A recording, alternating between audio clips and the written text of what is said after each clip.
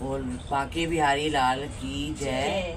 आज अहोई माता का व्रत है हम सबका, और ये मेरी बेटी है, ये मेरी बहू है, और मैं इनकी सास हूँ। हम सब मिलकर अहोई माता की कहानी कह रहे हैं, और आप लोग भी सब आज अपने घर त्योहार मना रहे होंगे, और आशा करते हैं आपको पसंद आएगा। और पसंद आए लाइक करना, शेयर करना और सब्सक्राइब भी ज़रूर करना। बोल अहोई माता की जय।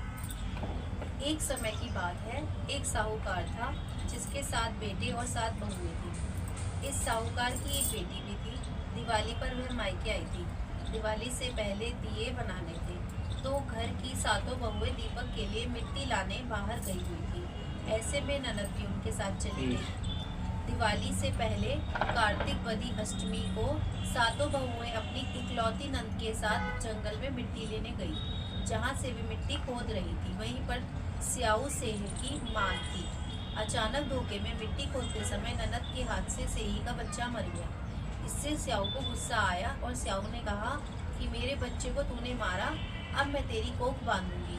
तब ननद अपनी 7 भाभियों से प्रार्थना की कि तुम में से कोई मेरे बदले अपनी कोख बनवा ले।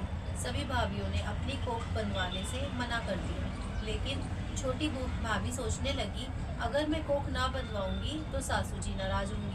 ऐसा सोचकर ननद के बदले छोटी भाभी ने अपनी कोख को बांध ली।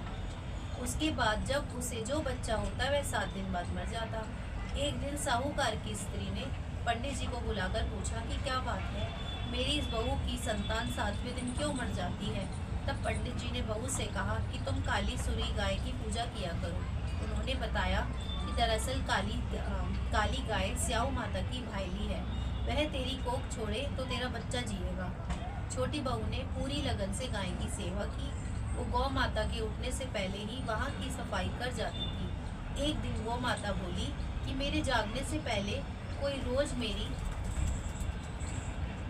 सफाई कर जाता है, सो आज देखूंगी। गौ माता खूब तड़के जागी तो क्या देखती है कि साहूकार के बेटे की बहू उसके नीचे सफाई आदि कर रही है। इससे गौ माता प्रसन्न हुई और बोली कि मैं तुझसे प्रसन्न हूँ, तुझे जो चाहिए वो मांग ले।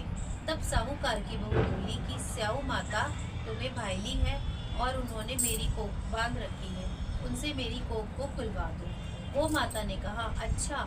तब गौ माता 7 समुंदर पार अपनी भाईली के पास उसको लेकर चली। रास्ते में कड़ी धूप थी, इसलिए दोनों एक पेड़ के नीचे बैठ गए। इतने में वहाँ एक सांप दिखाई दिया। उसी पेड़ पर गरुड़ पंखनी के बच्चे थे। सांप गरुड़ पंखनी के बच्चे को मारने लगा। तब साहूकार की बहू ने सांप को मार